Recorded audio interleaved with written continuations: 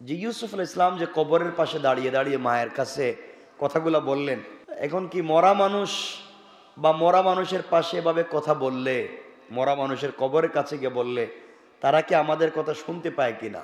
সহিহ হাদিসে রাসূল পাক সাল্লাল্লাহু আলাইহি ওয়াসাল্লাম বলেছেন যে মৃত মানুষের কবরের পাশে দাঁড়িয়ে যখন আমরা দোয়া করি, জিয়ারত করি, সালাম দেই, এই ব্যক্তি কি আমাদেরকে চিনতে পারে বা আমাদের কথা কি শোনে? রাসূল বললেন, মা মিন আহাদিন, যে কোনো ব্যক্তি আলা কবরে আখিহিল মুমিন, যখন কোনো মুমিন ভাইয়ের কবরের পাশে যায় এবং তাকে সালাম দেয়, তখন এই মৃত মানুষটা তাকে এভাবেই চিনে যেভাবে দুনিয়ায় থাকতে চিনত। সুবহানাল্লাহ বলেন। আপনাকে বোঝাতে চাচ্ছি, আপনার বাবা যদি এখানে দাঁড়িয়ে থাকে আর আপনি যদি এই পাশে দিয়ে হেঁটে যান, আমার মনে হয় না এমন কোনো সন্তান থাকবে যে তার বাবাকে কিছুই বলবে না, না বলে চলে যাচ্ছে, বাবা তুমি এখানে কেন এসেছো, এখানে কেন দাঁড়িয়ে আছো, এ কথা জিজ্ঞাসা করবে না? নিশ্চয় সে জিজ্ঞাসা করবে। আমি এ কথাই বলতে চাই, এই সন্তান যখন বাবার কবরের পাশ দিয়ে গাড়িতে বসে চলে যায়, একটা বারও জানতে চাইল না তার বাবা এখানে পড়ে আছেন, নিশ্চয় তার বাপ তাকে দেখতেছেন, সে চলে যাচ্ছে, একটা বারও বাপকে সালাম দিচ্ছে না, কথা বলতেছে না। বাপ বড় আক্ষেপ করে বলেন, পৃথিবীতে সন্তান রেখে এসেছিলাম, আমার কাছ দিয়ে চলে গেল, একবারে কথা বলল না। আমি এ কথাই বলতে চাইলাম, আপনি আপনার ভাইয়ের কবরের পাশ দিয়া, আপনার আত্মীয় স্বজনের কবরের পাশ দিয়া, আপনার মা বাবার কবরের পাশ দিয়ে যাওয়ার সময় অবশ্যই তাদেরকে সালাম দিয়ে যাবেন, অবশ্যই তাদের সঙ্গে কথা বলে যাবেন, মনে করবেন তারা আপনাকে দেখতেছে, আপনার কথা শুনতেছে। রাসূল পাক বলছেন, আলা কবরে আখিহি, তোমার ভাইয়ের কবরের পাশে গেলে তুমি সালাম দাও। তোমার ভাই দুনিয়ায় যেভাবে চিনতো ওভাবে চিনে, তুমি যদি তাকে সালাম দাও, আল্লাহর কাছে বলবে, আল্লাহ আমার ভাই দুনিয়ায় থাকতো আমাকে চিনতো, কবরে আসার পরও আমাকে চিনছে, তুমি আমার ভাইয়ের হায়াতে বরকত দিয়া দাও আর আমার জন্য দোয়া করলে ওয়ালা বানাও। কিন্তু আমরা এই কাজগুলা করি না, আমরা তাদের জন্য দোয়া করি না। আমাকে বলেন তো, আমরা যারা এখানে বসেছি, আমরা 100 জনের একজনও পাওয়া যাবে না যিনি কবরের পাশ দিয়ে যাওয়ার সময় তার মৃত ভাইয়ের জন্য বা আত্মীয় স্বজনের জন্য একটু দাঁড়িয়ে দোয়া করে যায়, সালাম দিয়ে যায়। আমরা ভুলেই যাই, আমরা হাত দিয়ে দেখাই এই যে আমার বাবার কবর, এই যে এখানে আমাদের সব আত্মীয় স্বজন মরে আছে, কিন্তু একটা বারও সালামও দেই না, জিয়ারতটুকুও করি না। আফসোস হয়, মনে রাখবেন, এই পৃথিবী থেকে যারা কবরে চলে গিয়েছে, কবরের মানুষগুলা আল্লাহর কদমে একটা সেজদা দেওয়ার জন্য কত বাহানা, কত চিন্তা করতেছে, কেমনে আল্লাহর কদমে একটা সেজদা দিতাম।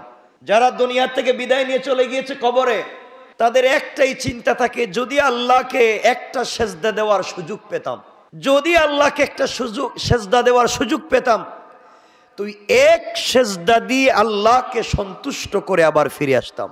আর এই দুনিয়ার বেঁচে থাকা মানুষগুলা কেমনে আল্লাহর কদমে সেজদা না দিবে এই নিয়ে বাহানা খুঁজে।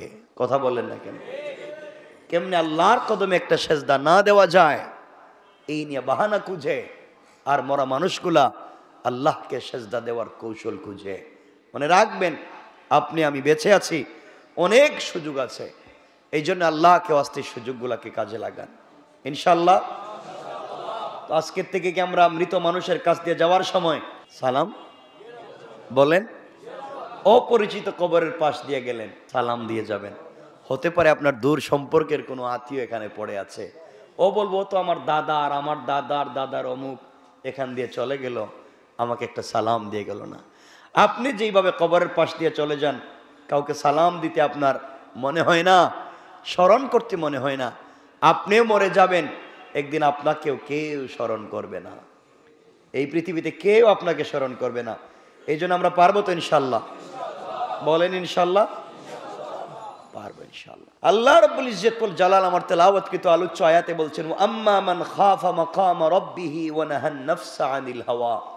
আল্লাহ বলছেন, যে ব্যক্তি তার পালনকর্তার সামনে দণ্ডায়মান হওয়াকে ভয় করে, যে ব্যক্তি তার আল্লাহর সামনে দাঁড়ানোকে ভয় করে কিয়ামতের দিনে, এবং খেয়াল খুশি মতো নিজেকে চলা থেকে নিবৃত রাখে, যে ব্যক্তি আল্লাহর সামনে উপস্থিত হওয়াকে, আল্লাহর সামনে দাঁড়ানোকে ভয় করে এবং দুনিয়ায় বেঁচে থাকতে নিজের খেয়াল খুশি মতো চলে না, আল্লাহ রাব্বুল ইজ্জত ওয়াল জালাল বলছেন ফা ইন্নাল জান্নাতা হিয়াল মাওয়া, তাদের ঠিকানা হবে জান্নাতুল মাওয়া। সবাই পড়েন সুবহানাল্লাহ, জুড়ে পড়েন। তাহলে জান্নাতুল মাওয়া, এই জান্নাতে যেতে হলে আমাদেরকে এই পৃথিবীতে চলার পথে অবশ্যই আল্লাহর সামনে দাঁড়ানোকে ভয় করতে হবে। কিয়ামতের দিনে আল্লাহর সামনে আমাকে আপনাকে দাঁড়াতে হবে, এই বিশ্বাস আপনাদের আছে? বলেন, এই বিশ্বাস আছে? আল্লাহর সামনে যদি আপনার আমার দাঁড়াবার ভয় থাকে, তাহলে আমরা চলার পথে মিথ্যা বলতে পারি না। কারণ কেউ না দেখলেও দেখেন কে, কেউ না শুনলেও শুনেন কে? আল্লাহ। এই পৃথিবীতে বেঁচে থাকতে মানুষ কোনো নাফরমানি করতে পারে না, অন্যায় করতে পারে না, খারাপ কাজে যেতে পারে না। কারণ তার ভিতরে যদি ভয় থাকে আল্লাহর সামনে আমাকে দাঁড়াতে হবে। এই আল্লাহর সামনে দাঁড়াবার ভয় যখন মানুষকে পেয়ে যায়, এই মানুষ সমাজে আর অন্যায় করতে পারে না। এবং আমরা যে সমাজে অন্যায় নাফরমানি করে যাই, আপনাদের কাছে আমি জানতে চাই, আমাদের ভিতরে কি মৃত্যুর ভয় আছে? কথা বলেন, মৃত্যুর ভয় আছে? মনে হয় না। কেমনে বলেন মৃত্যুর ভয় আছে? আপনারা আমরা ভয় পাচ্ছি মৃত্যুকে। যদি মরে যাই, যদি মরে যাই আমার কি হবে, আমার ছেলে মেয়ের কি হবে, আমার সম্পদের কি হবে, এই তো ভয়। যদি মরে যাই, এই ভয় যে আল্লাহর সামনে দাঁড়াতে হবে, রব আমার কাছ থেকে সারা জিন্দগির হিসাব নিবেন, আমি জীবনে কি করলাম, দেনা পাওনার হিসাব রব করবেন। এই ভয় যদি ঢুকে যায়, আমরা দুনিয়ার মানুষকে ঠকাতে পারি না, আমরা আমাদেরকে ঠকাতে পারি না। কথা বলেন। প্রতিদিন 5 ওয়াক্ত নামাজ পড়তে কয় মিনিট সময় লাগে? ফজরের নামাজ পড়তে কয় মিনিট লাগে? হ্যাঁ, ধরেন 10-20 মিনিট ধরেন। জোহরের নামাজ পড়তে 4 রাকাত কয় মিনিট লাগে? সব মিলে পুরা দিনে আমার মনে হয় না 5 ওয়াক্ত নামাজ পড়তে 2 ঘন্টা লাগবে। হ্যাঁ, 1 ঘন্টায় হয়ে যায়। আপনি কি 24টা ঘন্টায় 1টা ঘন্টাও আল্লাহকে দিতে পারেন না? ভাই কি হয়েছে আপনাদের? 24টা ঘন্টার 1টা ঘন্টাও আল্লাহকে দিতে পারেন না। তাও 1 ঘন্টা একসাথে দেওয়ার কথা আমি বলছি না, যে একসাথে বসে থাকেন। আপনি 5 বারে এসেও দিতে পারেন না। আপনি 100টা মিনিট আল্লাহকে দেন, 5-20-100, 100টা মিনিট কমপক্ষে আল্লাহকে দেন। 24টা ঘন্টা আপনি পাচ্ছেন, আপনার বউ বাচ্চার সাথে কথা বলার সময় আর পাচ্ছেন না। কথা বলেন না কেন? আপনি 24টা ঘন্টার ব্যবসার আর সময় পাচ্ছেন না। আজান হওয়ার পরে আপনাকে দোকানে ব্যবসা করতে হয়, আপনি নিমক হারাম। 24টা ঘন্টায় 1টা ঘন্টা আপনি রবকে দিতে পারতেছেন না। ওই টাইমে আপনার ব্যবসা, ওই টাইমে আপনার দোকানদারি, ওই টাইমে আপনার ছেলে মেয়েকে দেখতে হয়, ওই টাইমে আত্মীয় স্বজনের খবর নিতে হয়। আপনি 24টা ঘন্টা গাড়ি চালাচ্ছেন, আপনি ওই 10টা মিনিট আপনি নামাজের জন্য দাঁড়াতে পারছেন না। আপনাদেরকে দিলেই কতটা লাগে না? 24টা ঘন্টা আপনাকে রব দিয়েছে, 1টা ঘন্টাও তাকে দিতে পারতেছেন। অথচ আল্লাহ তাআলা তোমাকে কত দয়া নিয়ে ডেকে বলছে, হাইয়া আলাল ফালাহ, ও গোলামায়, তুই যে রাত দিন দোকানদারি করতেছিস কল্যাণের জন্য, রাত দিন দোকানদারি করতেছিস পয়সার জন্য, রাত দিন দৌড়াদৌড়ি করতেছিস ইজ্জত আর সম্মানের জন্য, আয় আমার কাছে, কামিয়াবি আমার কাছে, সফলতা আমার কাছে, ইজ্জত সম্মান আমার কাছে, হাইয়া আলাল ফালাহ, আসো কামিয়াবি তো আমার কাছে। গোলাম যখন মসজিদে ঢুকে যায়, রব বলেন আমার কামিয়াবির সকল দরওয়াজা তার জন্য খুলে যায়। তো আপনি কেন পারেন না? মাত্র 1টা ঘন্টা পারবো না ইনশাআল্লাহ? বলেন না ইনশাআল্লাহ? ওই সময় আমাদের সময় নেই, আমরা বলি ব্যস্ত, ব্যস্ত আছি। কেন বাবা? আজরাইল চলে আসলে কি করবেন? কি করবেন বলে? আজান হলে আপনার কাজ বেড়ে যায়, মসজিদে আজান হয়েছে, আপনার কাজ বেড়ে গিয়েছে। আজকের থেকে আমরা এই সিদ্ধান্ত নিতে চাই যে কমপক্ষে 1 ঘন্টা আল্লাহকে দেব ইনশাআল্লাহ। বলেন না, কমপক্ষে কয় ঘন্টা? পারবো না? আল্লাহ কি বলছেন রাত্রে ঘুমাইতে পারবা না, এই কথা বলছে? আল্লাহ কি ঘুমাইতে নিষেধ করছে? আল্লাহ তো বলছে ওয়াল্লাইল, রাত্রে কথা বলেছে ওয়াল্লাইলা লিবাসা, রাত্রে কি বলছে তোমরা ঘুমাও। আল্লাহকে রাত্রে ঘুমাতে নিষেধ করেছেন? আল্লাহকে দিনে কাজ করতে নিষেধ করেছেন? আপনার স্ত্রী পুত্রকে নিয়ে ঘুরতে নিষেধ করেছেন? আপনাকে 3 বেলার জায়গায় 5 বেলা খাইতে নিষেধ করেছে? আপনার বন্ধু বান্ধব নিয়ে গল্প গুজব করতে নিষেধ করেছে? কথা বলেন না, করেছে? আল্লাহ বলেছে আমাকে একটু সময় দাও, আমাকে একটু সময় দাও। সারা রাত ঘুমায় ঘুম থেকে উঠে 20টা মিনিট আমাকে দাও। ফজর থেকে নিয়ে জোহর পর্যন্ত 4, 5, 6 ঘন্টা আমাকে 20টা মিনিট সময় দাও। এটা আপনি পারলেন না? এটা আপনি পারলেন না? আল্লাহ আমাদের কবুল করুক, বলেন আমিন, বলেন আমিন। এই জন্য আল্লাহ রাব্বুল ইজ্জত ওয়াল জালাল বলে দিয়েছেন, গোলাম রে, ও গোলাম, দুনিয়ার জমিনে চলার পথে তুমি যদি আমি আল্লাহকে ভালোবাসতে, গোলাম আমার পথে চলতে, মনে করতে আমি আল্লাহ তোমাকে দেখি, আমি আল্লাহর সামনে তোমাকে দাঁড়াতে হবে বান্দারে। দুনিয়ার জমিনে সকল নাফরমানির হিসাব কিয়ামতের দিন আমাকে দিতে হবে। ও বান্দা, দুনিয়ার জমিনে চলার পথে আমি আল্লাহকে ভয় করতে, দুনিয়ার জমিনে যারা চলার পথে হিসাব করে আর মনে করে আমি আল্লাহ দেখতেছি, কিয়ামতের দিনে আমার কাছে জবাবদিহি করা লাগবে, আল্লাহ রব্বুল ইজ্জত ওয়াল জালাল বলছেন তাদের জন্য এমন একটা জান্নাত রেখে দিয়েছি, যেই জান্নাতে আমি আল্লাহ তাদেরকে দিব। ওই জান্নাতে দেওয়ার আগে তাদের সঙ্গে দুনিয়ার কোনো হিসাব করতে চাই না। দুনিয়ার জমিনে চলার পথে যেই গোলাম আমি আল্লাহকে ভয় করেছে, এরপরেও চলার পথে অন্যায় হয়ে গিয়েছে, নাফরমানি হয়ে গিয়েছে, অজান্তে ভুল করে ফেলেছে, আমি আল্লাহর কাছে তওবা করে ফেলেছে, ও গোলাম তুমি চিন্তা করো না, 24টা ঘন্টা তোমাকে দিলাম। তোমাকে আমি আল্লাহ বলছি না 24টা ঘন্টা আমার জিকির করো, তাসবিহ পড়ো। তুমি আর তোমার ছেলে সন্তান, মেয়ে সন্তান, বউ বাচ্চার জন্য খাবার তৈরি করো, ব্যবসা বাণিজ্য করো, মা বাপকে খাওয়া, পরিবার পরিজন, সামাজিকতা দেখো। ও বান্দা, আমি আল্লাহ তোমাকে বলি না এই রাজনীতি করা যাবে না, তুমি রাজনীতি করো। রাজনীতির মাঠে 24টা ঘন্টা কাটাইয়া দেও, আমি আল্লাহকে কি 1টা ঘন্টা সময় দিতে পারো না গোলাম? এই সময় তোমাকে আমি আল্লাহ দিয়েছি।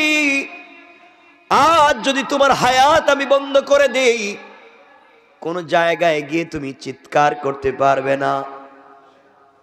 আজ আমি তোমার হায়াতে জিন্দেগি বন্ধ করে দিলে তোমার সন্তান কেউ দেখতে পারবে না।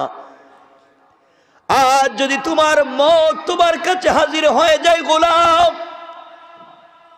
তোমার দোকান আগের মতো খোলা থাকবে কিন্তু তুমি থাকবা না। গোলাম রে, ইন্তেকাল করে তোমাকে কবরে আসা লাগবে।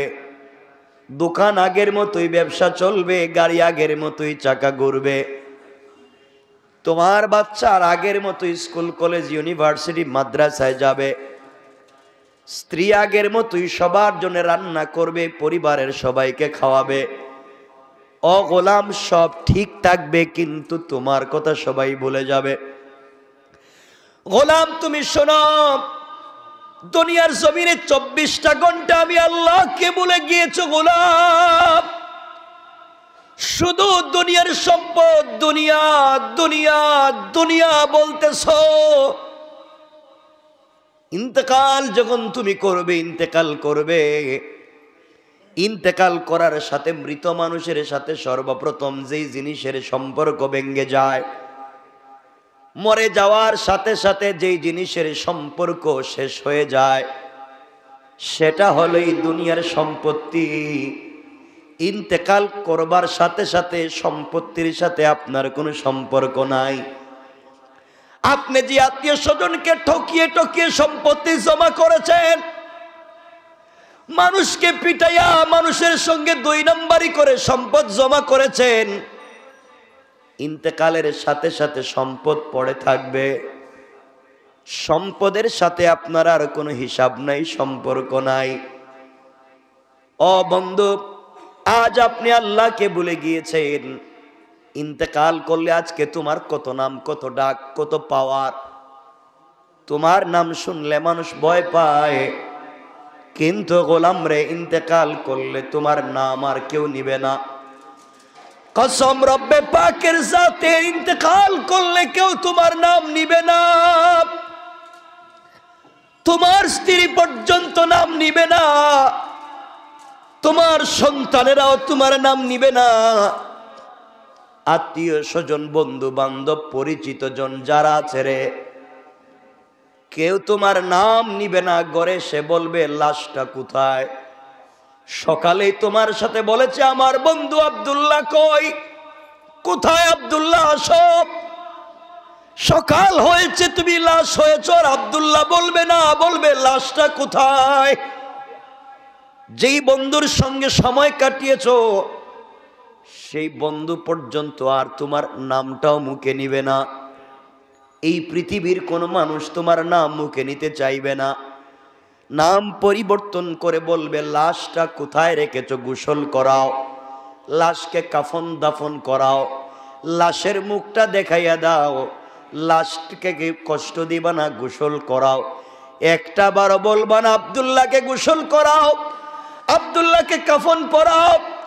আব্দুল্লাহর মাকে লাশটা দেখাও, বলবে না লাশটা দেখাইয়া দাও, নাম কেউ বলবে না। কি নিমক হারামের এই দুনিয়া, যাদের সঙ্গে জীবন যৌবন কাটাইছো কেউ একটা বার তোমার নাম নিতে চায় না। সবাই বলতেছে লাশ, কি হয়ে গেল লাশ। লাশ কোনো শব্দ ছিল না, ছিল লাশ হয়। লাশ কোনো শব্দ নাই, ছিল লাশ হয়, মানে কোনো বস্তুই না। লা মানি না, শয় মানে কোনো বস্তু, লাশ হয় মানে কোনো বস্তুই না। অর্থাৎ তুমি যে পড়ে আছো, পাবলিক বলতেছে তুমি কোনো বস্তুই না। তুমি না অনেক পাওয়ারফুল ছিলে, আজানের সময় দোকান খুলে ব্যবসা করেছো, মানুষের প্রোগ্রাম বন্ধ করে দিয়েছো, ওয়াজ বন্ধ করে দিয়েছো ক্ষমতা দেখাইয়া। কত মানুষকে আঘাত করেছো ক্ষমতার প্রভাব দেখাইয়া। আজ তুমি লাশ হয়, তোমার কোনো সে নাই, পড়ে আছো। আজ কথা পর্যন্ত বলতে পারতেছ না।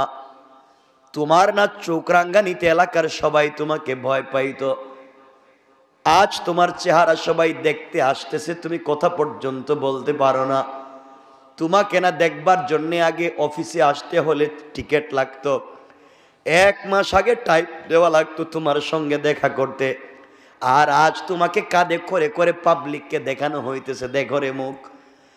ও গোলাম, সবাই তোমাকে বলে যাবে। এই জন্যে আল্লাহ রাব্বুল ইজ্জত ওয়াল জালাল বলে দিয়েছেন, লাকাদ আরসালনা রুসুলানা বিল বায়িনাতি ওয়া আনজালনা মাহুমুল কিতাবা ওয়াল মিজানা লিয়াকুমান নাসু বিল কিসত।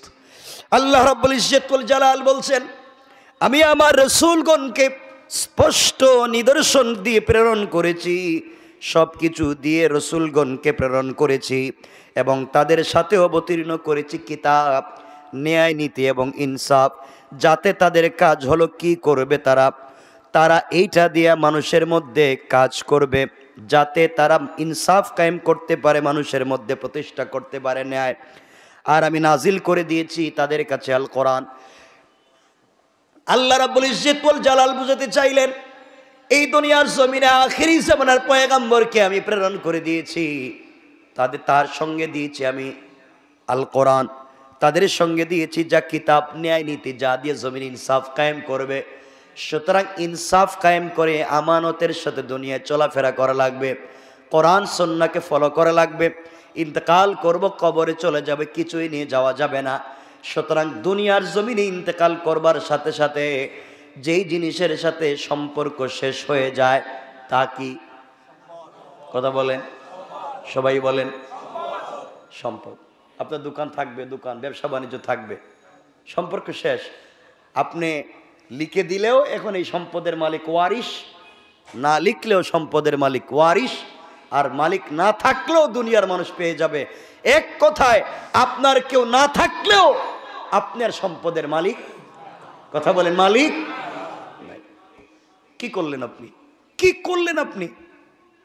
আপনি 24টা ঘন্টা এই সম্পদ সম্পদ করলেন, একটা ঘন্টা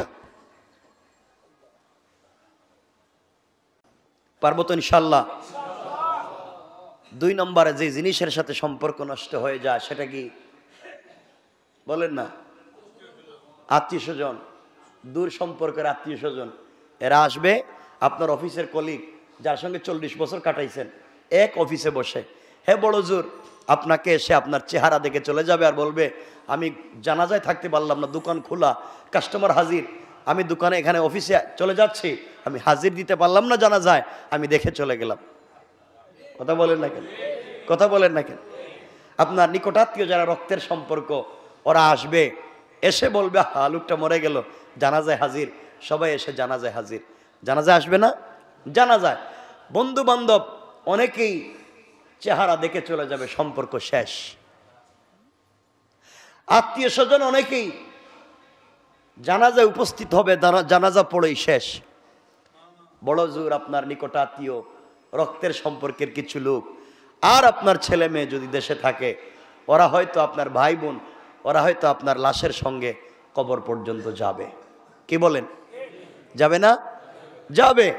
আপনাকে কত সুন্দর, আপনি এয়ার কন্ডিশন রুমে ঘুমাইতেন, টাই চেয়ার কুলার সিরামিক ফিট করা রুমে ঘুমাইতেন, আপনাকে মাটিতে শোয়াইয়া দিতেছে। কি নিমক হারাম!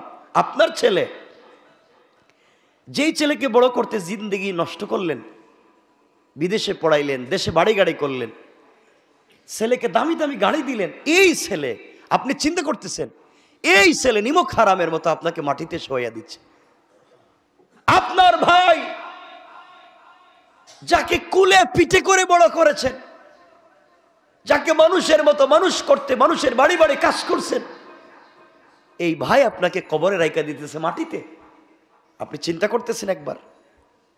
আপনি একবার চিন্তা করেন যে আপনাকে কবরে রাইখা দেওয়া হচ্ছে। আফসোস, আফসোস, এই সন্তান আপনার বুকের উপরে মাটি চাপা দিচ্ছে, অন্ধকার কবরে আপনাকে রেখে দিচ্ছে। আপনি কি চিন্তা করতেছেন? সবাই ভাবে রেখে দিয়া সবাই চলে আসতেছে। আপনি বলেন তো, আপনার ছেলে মেয়ে, আপনার ভাই বোন, আপনার বউ বাচ্চা, মা বাপ কবরে থাকবে?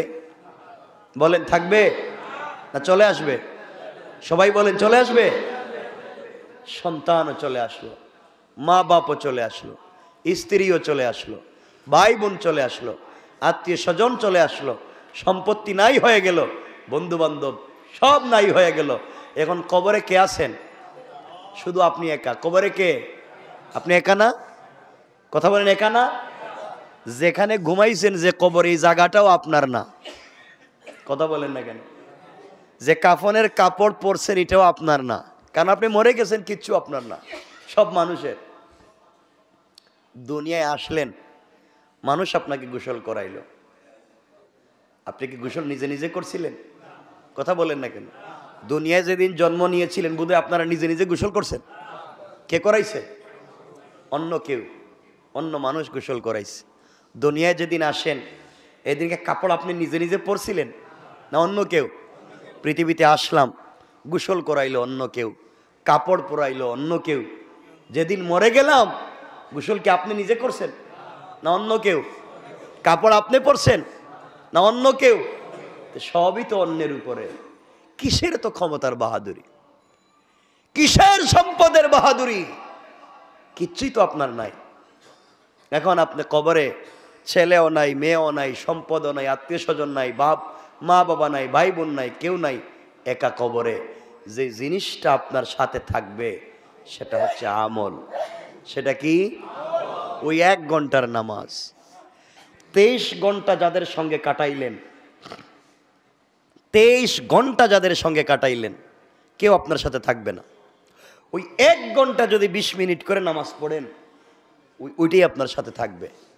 এখন আপনাদের কাছে আমি জানতে চাই, 23 ঘন্টা দুনিয়া নিয়ে থাকবেন, একটা ঘন্টা কি আল্লাহকে দিতে পারবেন না? বলেন পারবেন না? কবরে কে নিয়ে থাকবেন একা একা? আল্লাহকে দেওয়া লাগবে। আল্লাহ আমাদের কবুল করুক, বলেন আমিন। দুনিয়ার জমিনে আল্লাহ রাব্বুল ইজ্জত ওয়াল জালাল বলে দিয়েছেন, এই দুনিয়ার জমিনে আজ না হয় কাল গোলাম তোমাকে ইন্তেকাল করা লাগবে, দুনিয়ার জমিন থেকে বিদায় নিয়ে চলে যাওয়া লাগবে, আল্লাহর আদালতে হাজির হওয়া লাগবে। কি জবাব দিবেন আল্লাহর কাছে? কি জবাব দিবেন? একটাবার মনোযোগ দিয়ে চিন্তা করেন।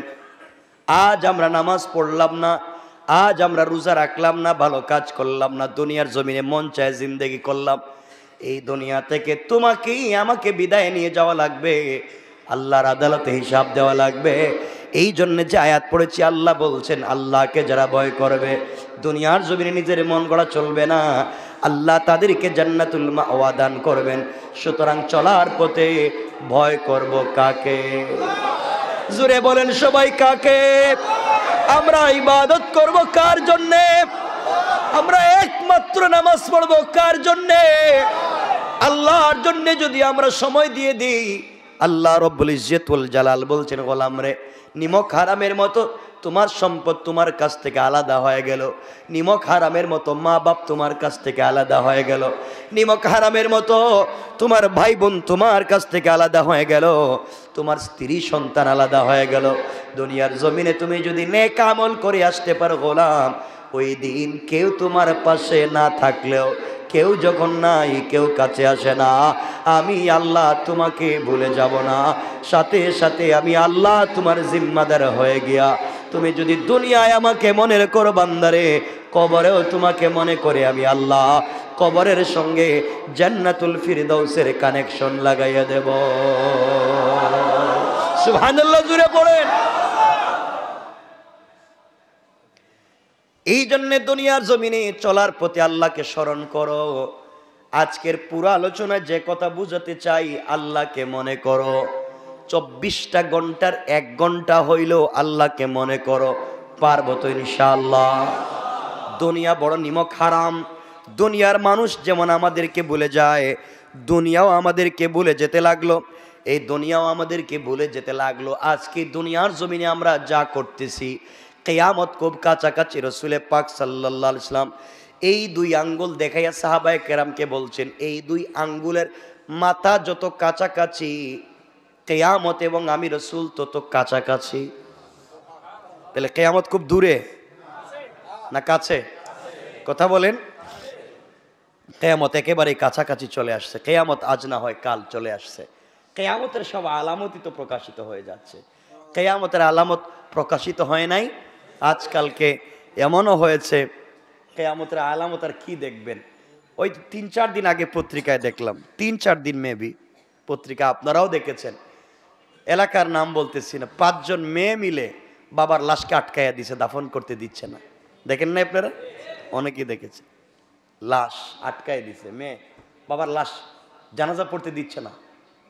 অপরাধ বাপ তো সারা জীবনে দিছে, অপরাধ সম্পত্তি বন্টন করে ছেলেদেরকে দিয়েছেন, মেয়েদেরকে দেয় নাই। মেয়েরা এখন আপনাকে লাশ আটকাই দিছে। কাকে খাওয়াইছেন? কাকে ঔরসে রাখছিলেন? কি বুঝলেন দুনিয়া কত নিমক হারাম? এই দুনিয়ার জন্য আপনার কলিজার টুকরা সন্তান আপনার লাশ আটকাইয়া দিতে পারে। কথা বলেন না কেন? আটকাই দিতে পারে। দুনিয়া বড় নিমক হারাম। মানুষের কাছ থেকে সব উঠে গিয়েছে, দুনিয়া সব উঠে গিয়েছে। এই জন্য আল্লাহর ওয়াস্তে এই পৃথিবীকে বুঝো, দুনিয়ার সব মানুষ কিন্তু স্বার্থপর। স্বার্থপর না? আপনাদের মনে হয় না? আপনাদেরকে মনে হয় না? দুনিয়াটাই স্বার্থপর।